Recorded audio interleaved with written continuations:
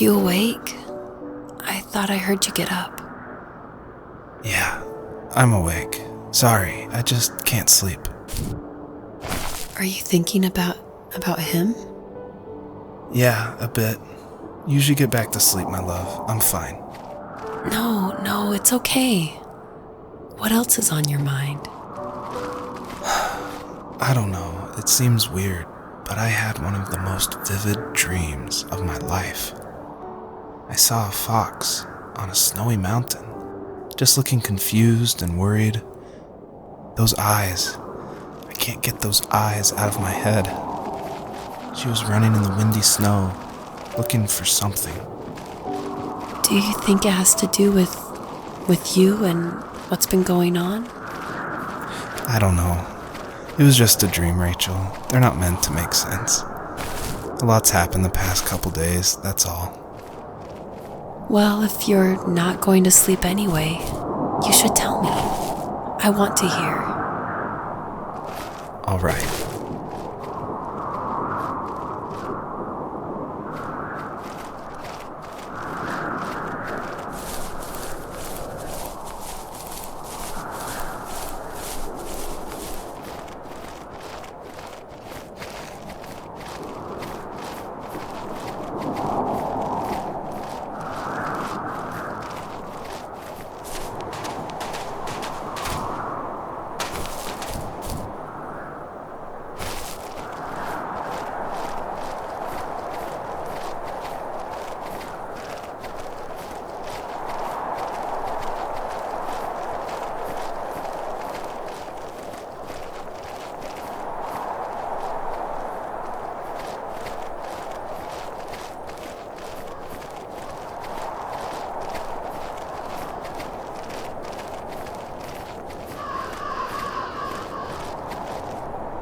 So, not far from her home, she followed that path to something unexpected.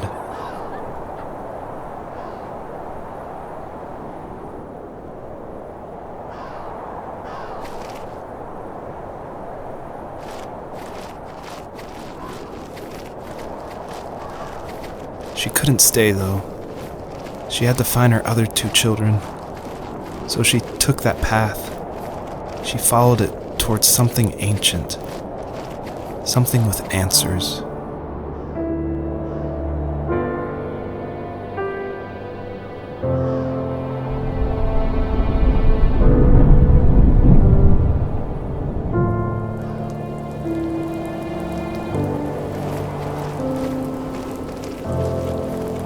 The fox looked high and low, searching for any sign of her cubs.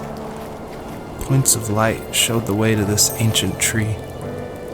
It was as if each one had a story to tell, all their own. The land was trying to tell my story, too. I felt like I was right behind her the whole time.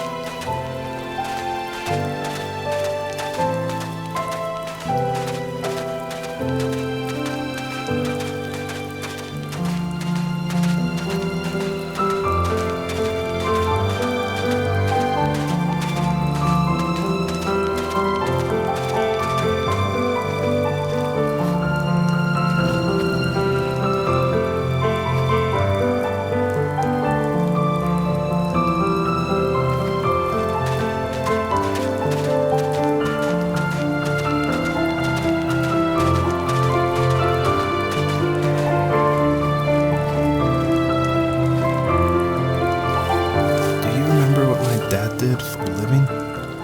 Wasn't he like a lumberjack? That's one way of putting it. If wood was a canvas, then a carving knife was his paintbrush. Even after working a 50-hour week, even after his hands were more splinters than skin, he would bring home the nicest piece of Alaskan weeping cedar and make me toys. That wooden train was the first toy I can remember, and I loved it. I just knew from a young age I was going to be a lumberjack, like my father.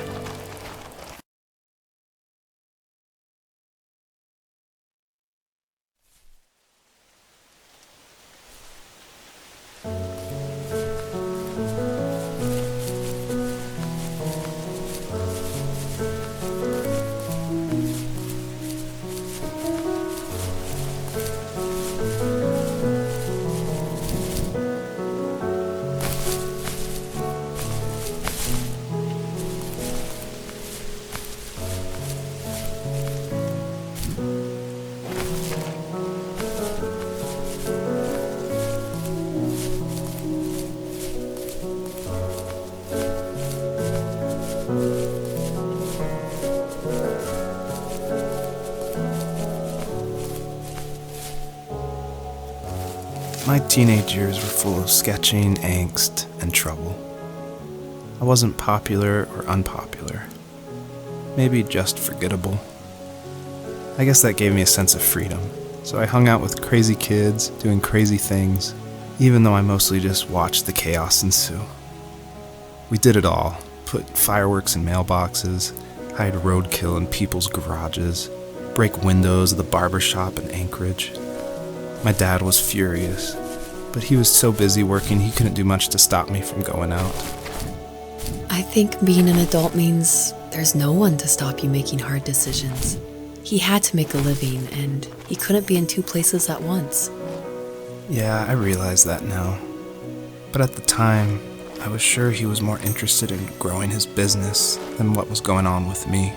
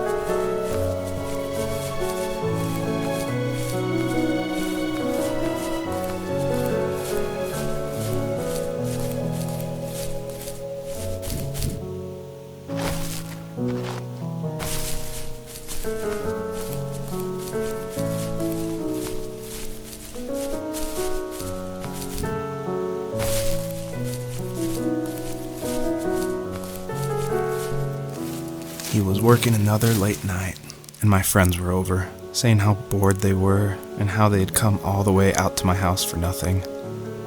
One of them mentioned how that old, ugly beyond belief truck was still in the garage, and how we should take it for a spin. I was only 15, so I kind of fought it for a while. The next thing I knew, we were careening around the mountain path, rocks spitting onto the sides of the cliff, while my dad's cringeworthy bluegrass blared out the speakers. I drove while my friends were in the back of that yellow and purple truck, throwing beer bottles and trash at anything remotely interesting. Felt like I was soaring in the air with borrowed wings. But all good things have endings. A cop outside of Eagle River pulled us over after he saw us in a bottle rocket into someone's yard. What followed was a long night of talking to disappointed adults and feeling smaller than ever.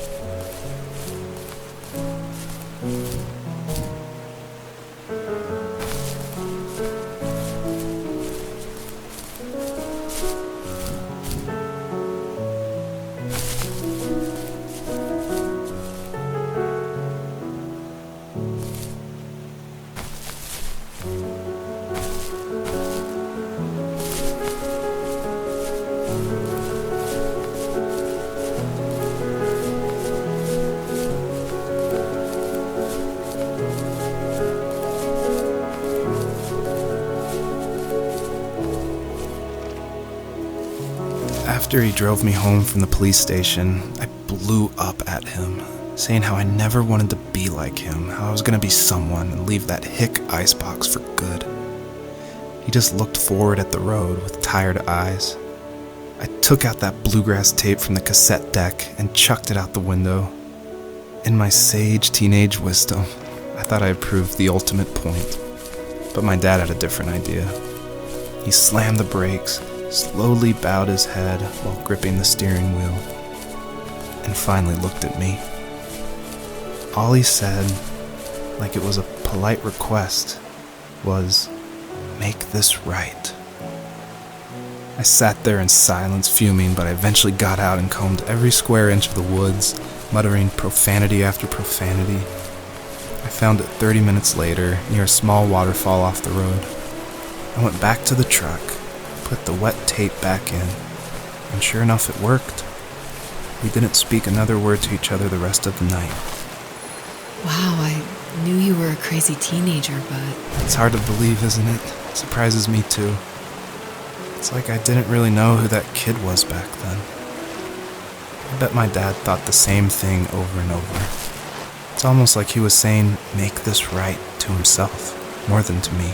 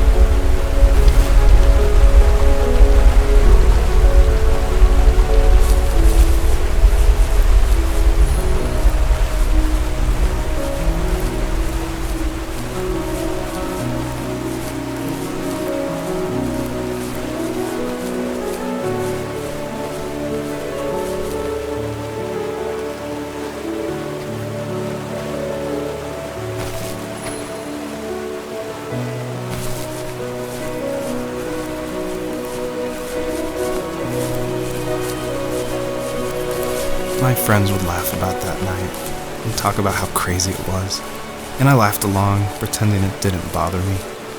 But it did. I imagined my friends growing old in the bush, unable to find that thrill in those godforsaken ice fields. It's like those mountains were a literal wall, keeping me from leaving, where all I would have to look forward to are lumber yards and evening beers. I had to climb over. That was my only goal for a long time.